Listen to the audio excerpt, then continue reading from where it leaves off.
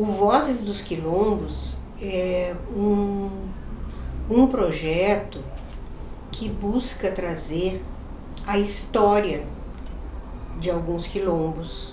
São quilombos urbanos e a gente pensou em trazê-los para eles mesmos contar a sua história. E não essa história atual, mas sim da onde que vieram, como começou, como era a vivência desses ancestrais, o que permaneceu, né, no meio dessa comunidade, hábitos, religião, enfim. É resgatar essa história, mas que eles mesmos pudessem contar. Dos 3 quilombos que a gente trabalhou, eu já tinha ouvido falar e eu tive o privilégio de poder escutá-los, né? De cada um contar a sua história. São histórias diferentes que ao mesmo tempo se igualam, né? No fim, tudo existe por um motivo, aonde essa ancestralidade traz a história. E partindo então dessa ancestralidade, tu vê muitos pontos em comum, né? E foi de muita valia. Eu acho que a mensagem que fica é justamente essa, da gente poder aprender, né? Conhecer e vivenciar algumas coisas dentro desses quilombos.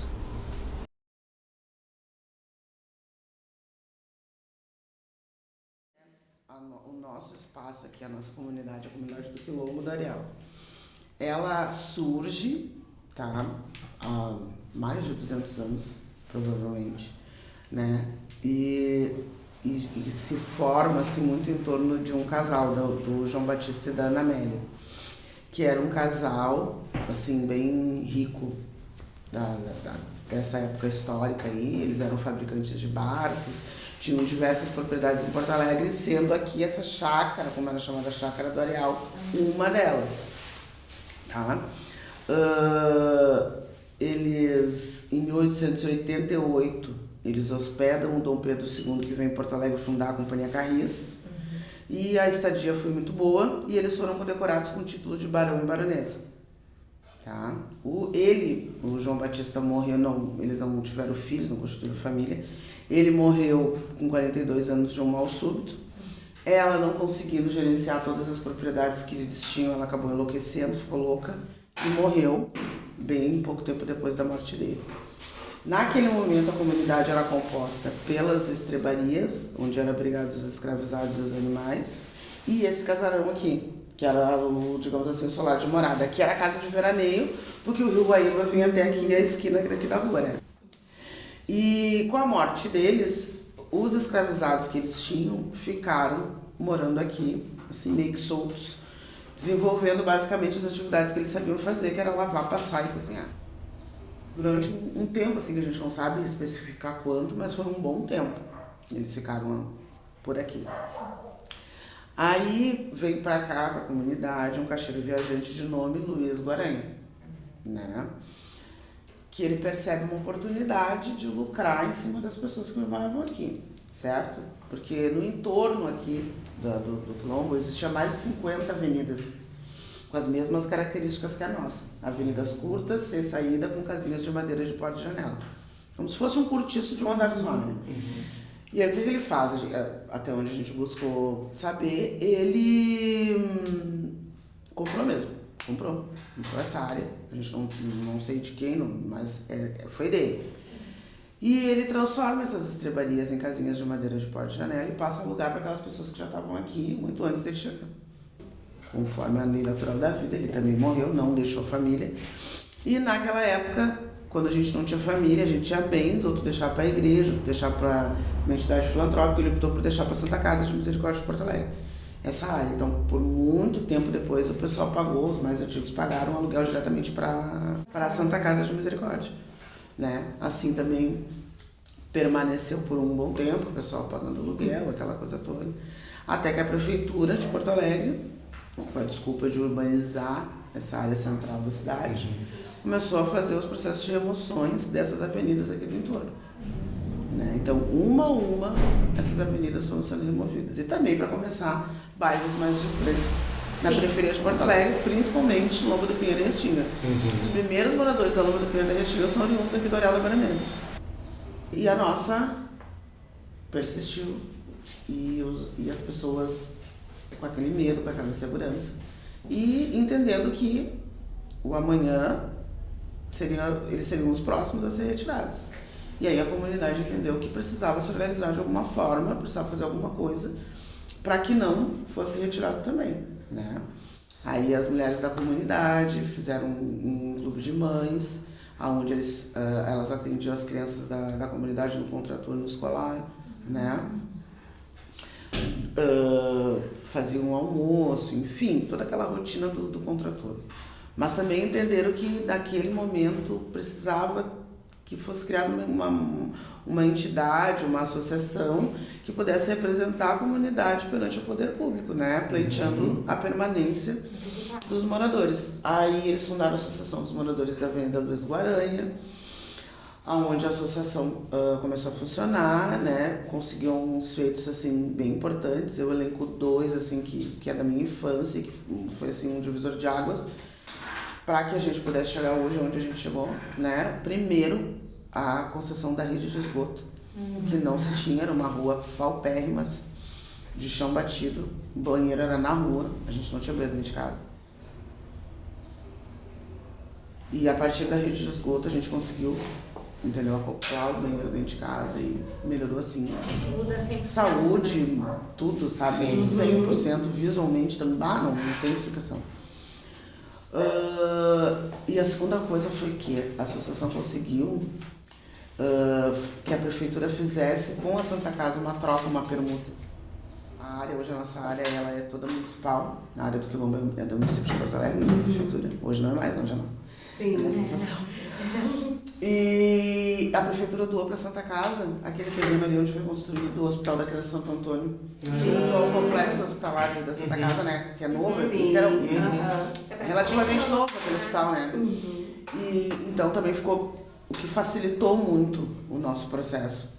Em 2002, né, a falecida Duda, que era presidente da associação, que foi por muito tempo, ela, orientada pelo pessoal do IAPOREC, do DEMAB na época, ela descobriu que a Constituição brasileira tinha uma lei que amparava as áreas de povos tradicionais, quilombolas, indígenas, enfim. Aí ela trouxe essa ideia para a comunidade, né, e a comunidade super abraçou a ideia dela, da gente buscar essa ancestralidade, buscar a história da nossa comunidade, para pleitear a permanência da comunidade aqui no nosso espaço de pertencimento, que é nosso. Eu nunca morei em outro lugar, eu sempre morei aqui, eu vou fazer 46 anos. Em julho de 2013, o INCRA publica no Diário Oficial da União o reconhecimento da nossa comunidade como sendo uma área efetivamente remanescente de povo escravizado. E em julho de 2015, o prefeito vem na comunidade, num ato solene, entregar a lei que doa a área para a associação, porque o título de propriedade, ele é coletivo, né? Ele não é individual. Não é favor nenhum esse reconhecimento, que a comunidade já estava aqui muito antes, digamos assim, desse entorno mais luxuoso se formar, que nós aqui estamos onde termina praticamente a Cidade Baixa, onde começa o Menino Deus, é uma das áreas nobres de Porto Alegre, né? Uma área cara, né? E muita mão de obra, com certeza, daqui foi usada para levantar essas paredes, para fazer essa cidade. Então não é conhecimento nenhum, e é aqui que a gente tem que ficar, porque o espaço é nosso. A gente sempre mora aqui. Nós nos representamos em qualquer espaço, em qualquer lugar, seja na prefeitura, seja no governo do estado. Porque existe muita coisa, existem muitos trabalhos aí, muitos espaços assim de aquilombamento. Só que cada um, né, tá no seu canto fazendo o seu trabalho, e em momento que acontecem projetos como esse, né, dos Vozes do Quilombo, aí o pessoal começa a se conhecer mais, aí a coisa começa a se aproximar e começa a tomar mais força, né? A gente precisa dessa união, principalmente nesse momento que a gente está vivendo político, né, no Brasil hoje em dia, de ter que reconstruir tudo, principalmente a questão social, a questão cultural que foi desmantelada no último governo aí. Então a gente é muito importante de que aconteçam projetos como esse para começar a ligar essas comunidades e poder dar força, né? Que a gente sozinho, a gente tem a nossa forcinha ali, mas precisa ter essa ligação, essa rede, né? Ampliar essa rede aí dos quilombos, dos quilombolas, dos aquilombamentos, mesmo que não seja um quilombo titularizado como quilombo, com o nome de quilombo, mas se é um espaço que reúne ali gente que está ali, né, em prol da cultura afro-brasileira e querendo preservar, é importante. Eu acho que um quilombo é uma coisa que extrapola a questão territorial, né? Ela é uma coisa assim de filosofia de família, de visão afrocentrada, essa coisa, né, de ter ali a sua raiz no centro da questão social, né? A tua força política nesse território, que é uma coisa singular, né, que não é todo o território de quilombo. Eu nasci aqui, né? Eu tô com 44 anos e nasci aqui na comunidade do Vila Mapa. A família do meu pai foi trazida para cá, para a comunidade da Vila Mapa, de uma comunidade que era para lá da Zenha ainda, mas não chega a ser Cidade Baixa, mas é para aquele lado lá. E vieram para cá, para a comunidade, porque teve uma certa enchente em Porto Alegre e tal, e aí deram umas casas para eles, para cá, pro lado da comunidade da Loma do Pinheiro, no caso, né? Que naquele tempo nem era Loma do Pinheiro, ainda era Viamão. Que nós estamos bem na divisa, né? Sim. Ainda era Viamão. E aí veio a família do meu pai pra cá. A família da minha avó morava na Paulina Zurenha. E aí da Paulina Zurenha, a mãe da minha avó faleceu. E o terreiro da mãe da minha avó era um terreiro que tinha associação dentro do terreiro, né? Com os filhos de santo. Quando a mãe dela morreu, um filho de santo, que era o vice-presidente da casa, da associação, tomou conta de tudo e botou os filhos carnal dela pra mim. E uma dessas era minha avó, porque eram 2, né? E aí minha avó ficou sem ter onde morar. E esse filho de santo da mãe da minha avó, que botou ela pra rua, na época era presidente da Santa Casa. Ela era nova, né? Sofreu, aconteceu, não teve ninguém que dissesse, não, eu tenho o direito de ter filha carnal dela. Sim. E ela perdeu porque a associação tirou dela, né? Daí minha avó foi morar na casa de um irmão, começou a trabalhar na religião, e aí um filho de santo da minha avó deu de presente pro pai Ogum, lá em cima na esquina da 4, onde hoje é a farmácia, hoje tem um monte de loja, toda aquela quadra inteira, deu de presente pro Ogum da minha avó. Isso aqui. Aqui na Mapa. Aí veio a minha avó pra cá. Então a minha avó carnal do meu pai primeiro morou aqui, depois veio a minha avó, a mãe da minha mãe. Então foi, e aí a minha avó deu seguimento, construiu o terreiro dela, lá em cima na 4. A família foi crescendo, os filhos foram casando e fazendo as suas casas, tudo por ali ao redor dela, né? Tudo ao redor dela. E mato. A Mapa era inteiramente mato. Então, do outro lado da avenida, hoje tem a Igreja Universal, né? Essa semana eu tava conversando com a minha neta e dizendo pra ela, a Milena disse, vó, tem o pátio das freiras que dá nos fundos da minha casa. Eu disse, das freiras, porcaria nenhuma. Elas se adonaram daquilo ali que não era delas também. Ali era onde a minha mãe ia com nós pra lavar roupa, porque não tinha água encanada no Pinheiro. Sim. Então era a sanga que tinha, onde toda a comunidade que morava, que era poucas pessoas, mas se juntavam lá pra lavar roupa, pra fazer roda de pagode, tudo em volta da sanga, os filhos tomar banho, é isso. E aí, agora hoje, fizeram um reservado, que é a nascente das freiras. Tá lá fechada a nascente, ninguém mais tem acesso. Mas é isso, né? Isso é a nossa comunidade. Quer entrar pra uma religião, tu vai pra igreja. Tu quer seguir uma tradição, tu entra pra uma casa de terreiro. Porque aqui a gente não é religião de porcaria nenhuma. Religião é aquilo que se diz religar. A gente não está se religando a ninguém. A gente não quer se religar a Cristo. Não é essa a nossa intenção. Até porque o nosso Deus é Oxalá. Então essa é a nossa função dentro do terreiro. A gente não está religando nada a ninguém. A gente traz na memória do sangue tudo aquilo que é feito dentro desse terreiro, né? Então é isso que as pessoas têm que aprender, né? Como é que eu vivo dentro de um território? Como é que eu entro nesse terreiro? Será que eu devo entrar? Será que eu não devo? Não é pra qualquer um estar aqui dentro desse terreiro. É que as pessoas têm que saber como é que chegam no território. Tem que saber chegar. E não querer usar da gente, porque a gente não é mais palhaço. O meu povo foi usado muitos anos.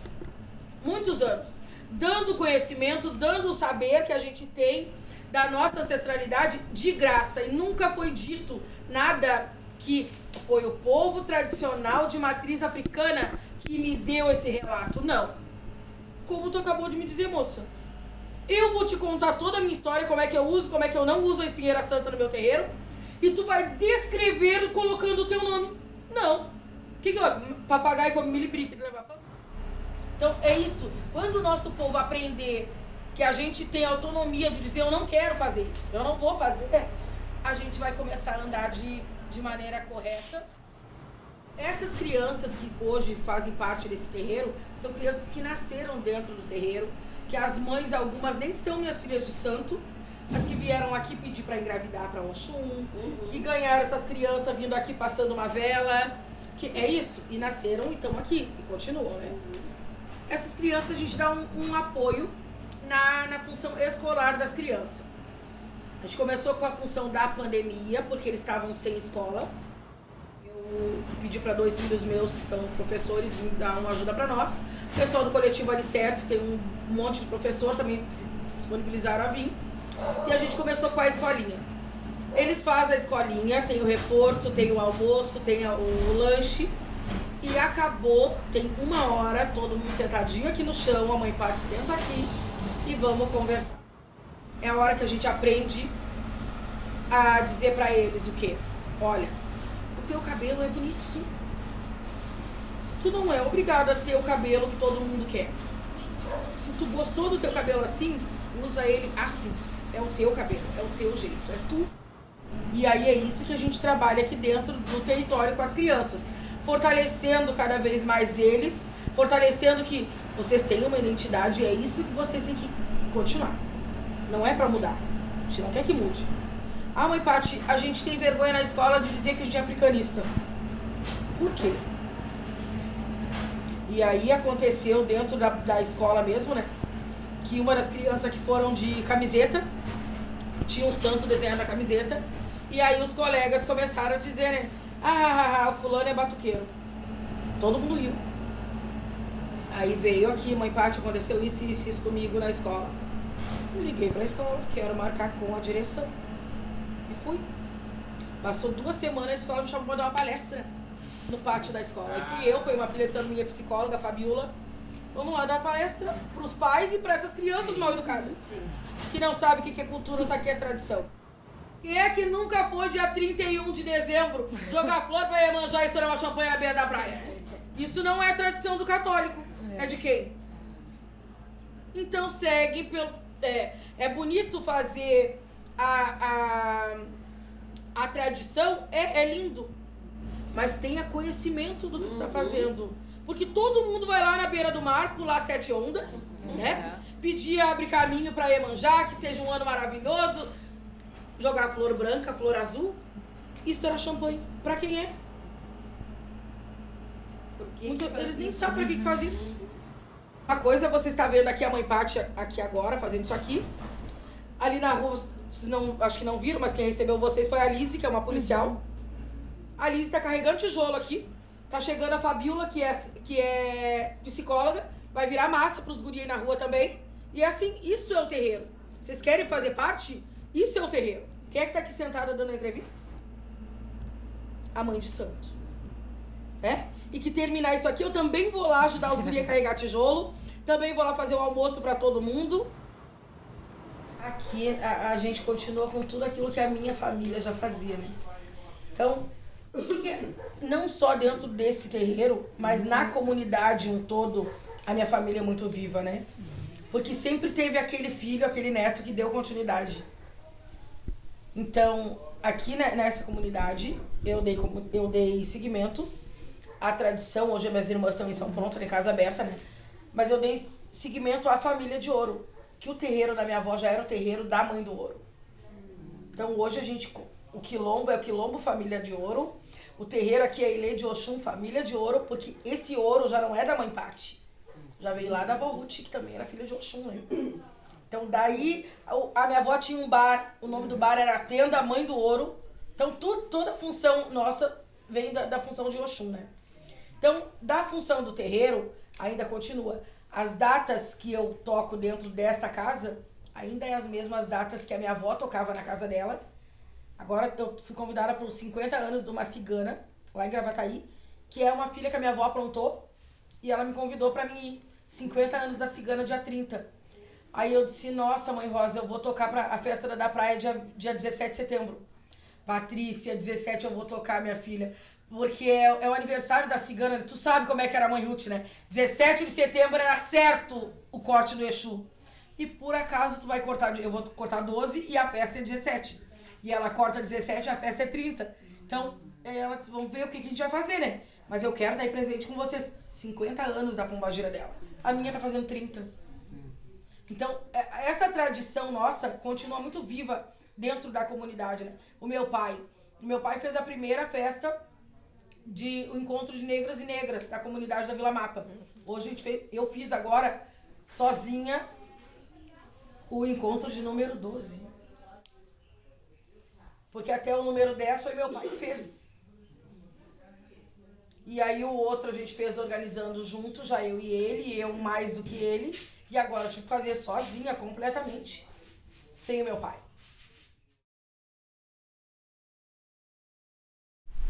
A vida das lideranças quilombolas estão valendo mais morta do que viva. Mas se parar pra pensar, É verdade. é o que eles fazem. É o que eles fazem. Eles não, lá no norte, lá pro norte, nordeste, lá eles não matam as lideranças indígenas quilombolas. Sim. Por causa do, né? Por quê? Porque isso desestabiliza a família. Sim. Isso Tu desestabiliza a não família. quer mais nem que Né? deixe Não, vou pegar, Tô porque se indo fazem embora. isso com o meu, né? Eu vou, eu nem quero mais, ó. Vai, já, né? Ó, pego as minhas coisas e ó, vou pra bem longe, pode ficar com vocês aí. Sabe? Então eles fazem isso. A gente tem que lutar, é nós por nós, né? É nós por nós, porque infelizmente, né, a própria história já diz, né? Os nossos ancestrais já fizeram isso, né? Então a gente só é uma continuação, né? A gente está continuando, né? A gente está tentando, eles sofreram um pouco mais, né? E aí já deixaram as coisas um pouco melhor para nós. É o que a gente está fazendo no momento. Hoje a gente está preparando, tentando deixar um cenário um pouco melhor para os nossos, né, os mais novos, né, que hoje em dia as coisas estão retrocedendo, né, direito e a luta quilombola não é enxerga, né, não é vista, não é enxerga, né, ninguém enxerga a luta quilombola, né. Então no Brasil nós temos mais de 5.000 quilombos. Né? Então o Brasil é um grande quilombo que não se descobriu ainda. Né? Não se descobriu. Em Porto Alegre nós temos 11 quilombos urbanos. Né? É a capital mais segregada, né? Onde tem um racismo, né, mais pegado. Né? E a gente tem 11 quilombos, né, titulados. Né? Não tem a posse ainda, infelizmente. Estamos trabalhando para todos terem a posse, né? Mas só o reconhecimento, né, já é uma amostra que o nosso povo está acordando e está vendo e está tomando o seu devido lugar, né? Então isso para nós é muito importante dentro de uma luta, né, que a gente tem constante, diária, dentro aqui do Lemos e de outros quilombos, né? Não é fácil, né? A gente mata um leão por dia. Eu posso te dizer que naquele dia ela tava, o irmão dela, eu e a outra minha sobrinha. E aí eu trabalho de noite, cheguei em casa, mal cheguei. A gorda, a minha irmã que tá aí, tá dormindo, ela trabalhou essa noite. Aí quando vê os caras batendo a porta, parecia que iam derrubar. Mas já aqui dentro. Aqui na na porta de casa. Na porta. E aí eu abri a janelinha da cozinha. Sandro Lemos, sou eu, sai. Aí saí, tava um comandante e o oficial de justiça. E aqui devia ter uns 20, 30 PM da choque. E aí eu digo assim, ó, eles que me deram força e naquele momento serenidade para mim poder agir. Porque qualquer um ali naquele, né, naquele momento ali, até eu mesmo, se não tivesse sido preparado por eles, eu acho que a gente que, eu sou do santo, né? A gente que é de santo, nada é por acaso, tudo é preparado, né? Tudo tem seu tempo, né? Então eu acho que eu fui preparado, né, para aquele momento ali, né? E pelos meus ancestrais, pelos orixás, né? Pra estar ali e aí pra mim poder raciocinar. Aí eu chamei ela, só a polícia tá aí. Chama todo mundo no WhatsApp. E aí o irmão dela, e a gente faz, tipo, vamos lá pra frente, vamos tentar resistir. E os caras tentando vir, sai. E a gente conversando e tentando enrolar os caras, ó, tem 5 minutos. Vai tirando as coisas devagarinho. Não, calma. E o caminhão parado ali e embaixo. O caminhão, pra botar e uma reta escavadeira. E uma reta escavadeira. Pra nós tirar as coisas de dentro de casa e eles passavam. Se eu tivesse essa cultura, eu como liderança, poderia ter chegado ali no asilo ali, ó.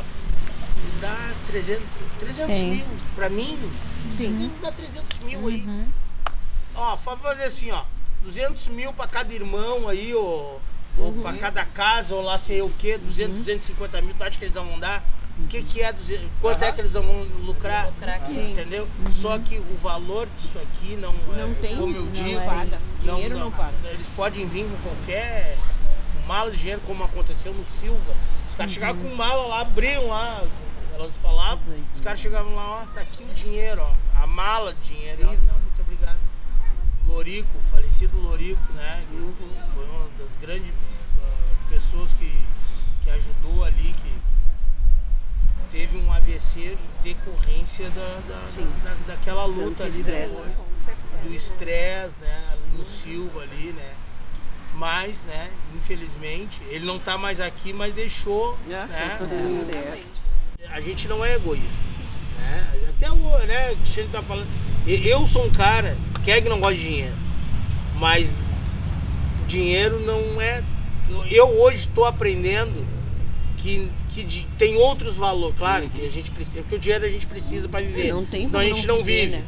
Mas o essencial, né, a gente, se pudesse tirar o dinheiro, né, tem outras coisas que a gente, né, que eu acho que é mais importante que o dinheiro. E relações consegue comprar não, consegue te trazer aquilo que talvez o dinheiro não compra. Quando que a relação mudou? Quando daí veio as freiras, né? Saiu as freiras e aí entrou essa gestão, que daí se tu olhar no corpo da gestão, né?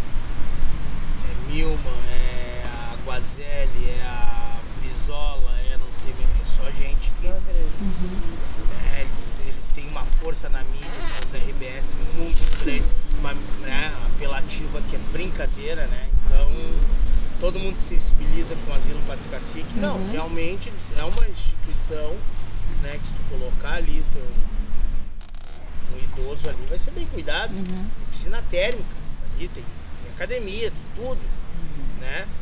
Só que isso mudou depois porque eles começaram a ver que maneira, né? Aí começou a vir um assédio imobiliário. O assédio imobiliário, né? Daí, pô, tudo isso daqui, né? Ah, mas aí vamos deixar... É aquele negócio, vamos deixar só aquela família de preto pobre ali, né? Na Padre Cacique, se a gente tá reformulando, a orla tá ficando bonita, vamos botar 2 torres aqui do Inter, né? Aí, né? As escolas de samba vão varrer, infelizmente, né? Mas é outro assunto, né? Mas foram o inverso, isso daí a gente sabe, né? A gente que deveria ter dado essas terras aqui, eles deram para quem veio nos explorar, né? E ainda der, né? Sim. Ó, tu vai para lá, vou te dar uma terra, vou te dar um dinheiro. E aí quando se tu alforriar esses 2 pretos aqui, eu te dou tanto. Pô, tu ainda era indenizado por tu, sabe?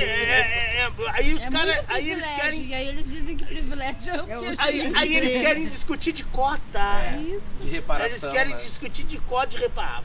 Sabe? Eu sinceramente, eu não discuto mais esse assunto. Eu também não. Porque cansa, sabe? Cansa. E aí isso daqui era um descampado, não tinha beira-rio. O Guaíba vinha até o canteiro ali, não tinha praia de Belas, ali o Marinho era tudo água. Pra ti ir pro centro, tu tinha que ir pela Zenha, né? O bonde vinha até a Igreja Menino Deus, né? Isso na década de 60, né? E aí era muito doloroso tu vir do Pinheiro pra vir trabalhar aqui e voltar. Então, né? Que nem a minha irmã dizia, eu já nasci aqui. Minha irmã dizia que às vezes nem via meu pai, porque ele saía muito cedo e chegava muito tarde. Né? Só o translado já levava, acho que meio-dia. E aí meu pai, pô, viu isso daqui, né? Descampado, não tinha nada. Essas árvores aqui, todas que plantou foi meu pai. Só tinha um pé de pera, que já morreu, né? Porque já era antigo. Ali em cima, ali naquele arbustinho ali, compridinho. Era um pé de pera que depois morreu o pé de pera e nasceu aquilo ali. E nasceu aquilo ali, nasceu. A nossa educação foi diferente. A gente tem algumas coisas na família ainda, né? Que a gente estava contando que quando nasce uma criança, né? Minha mãe pegava o cabelinho, botava na bananeira, apresentava pra lua. São coisas que vêm da nossa gente, que só a gente, preto, sabe. Nós começamos agora, tá? Tem gente que tá aí há muito mais tempo do que nós. Mas uma coisa assim que a gente sempre conversa, a gente diz que na verdade isso é o fruto que a gente tá colhendo, tipo assim, que os meus avós deixaram. Eles sempre moraram aqui e tipo assim, não importasse quem batesse na porta deles, a pessoa sempre era acolhida. Se tu precisava de um prato de comida, se tu precisava de uma cama para dormir, nunca ninguém ficou do lado de fora, ou eles nunca falaram assim, eu não vou não sei quem é, tenho medo. Nunca, eles nunca fizeram. Tipo assim, tanto a família, quanto amigos nossos, quanto qualquer outra pessoa, entendeu? Então, na verdade, a ajuda que a gente teve das pessoas virem e se sentir bem, é uma coisa que todo mundo sempre se sentiu, porque eles eram pessoas que acolhiam todo mundo. E a gente procura também acolher todo mundo que bate na nossa porta. Quando a gente pode ajudar alguém, a gente recebe um rancho, vem alguém, né? Tem agora que vocês saírem aqui, tem as barracas, tem os guris. Às vezes eles, estamos com fome, a gente faz, volta daqui a 1 hora, a gente faz uma comida, aquece um arroz, um feijão, a gente divide aquilo que a gente tem, né? Então eu acho que isso é só, é só o retorno do que a gente aprendeu com eles e do que eles também nos ensinaram, assim, né? Mas o vô e a avó, eles sempre tiveram sorte. Da família... Nunca fui sorte, sempre fui Exu. É verdade. Eles sempre trabalharam, tipo assim, ó, da família, todos pobres, eles eram os melhoradinhos, assim. Eram eles que faziam... porque na verdade eles não tinham pra eles. Sim. Mas eles mandavam levar o lanche. O vô tinha uma irmã, morava lá em Viamão. A fulana tá precisando, então cheio de criança em casa sem nada. Ele abriu o armário dele, ele botava meia dúzia de saquinho, dividia o que ele tinha e ele mandava levar lá. E ver que a mesma história dos outros territórios é a mesma história da gente, só muda o endereço. Mas a resistência, né, é a mesma. Né? A gente resiste, né? A gente existe, né? Então isso é importante, né? Então a nossa luta não é de agora, né? Da nossa ancestralidade já é 522 anos, né, de luta.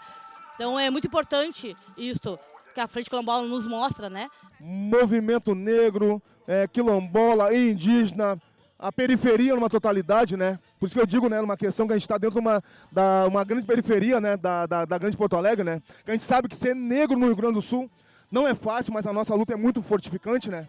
Na verdade. Então a gente está assim nesse embolamento, né? Muito bom para nós, é fortificador, né? Para a luta assim cotidiana de Porto Alegre, que é a cidade mais racista do Brasil.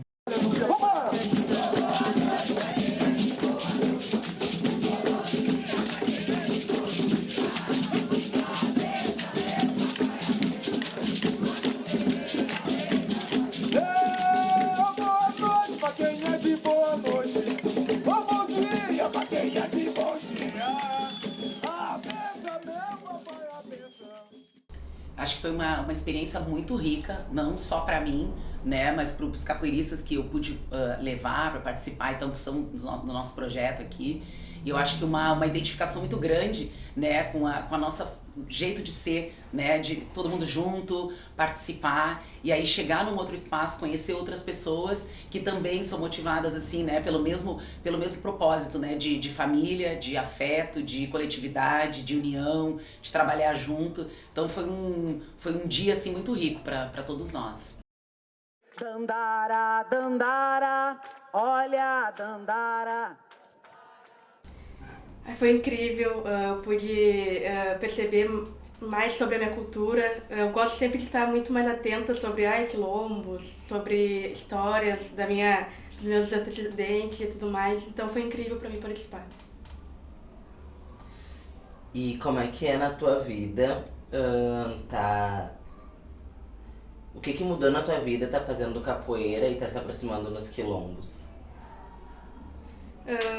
Para mim, como eu já disse, mudou tudo.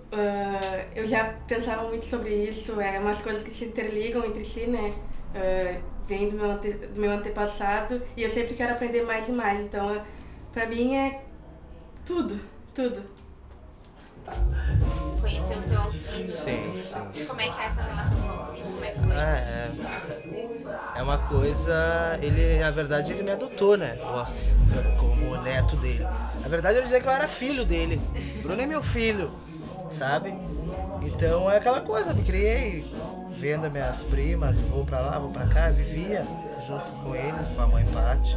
Acompanhei a história dele, um pouco da história dele, um pouco da trajetória dele e essa missão que ele deixou pra nós, né? Que tem que lutar, tem que batalhar, tem que ser pelo povo, sabe? Essa coisa de botar o pé no chão, a gente não pode baixar a cabeça pra ninguém, né? A gente tem que mostrar força, a gente tem que se unir, ele sabe? Tinha muito essa coisa da consciência negra, do legado político. Tinha. E como é que é essa ideia da festa, da Semana da Consciência Negra tem a ver com ele, assim? Sim, na verdade o início foi com ele, né?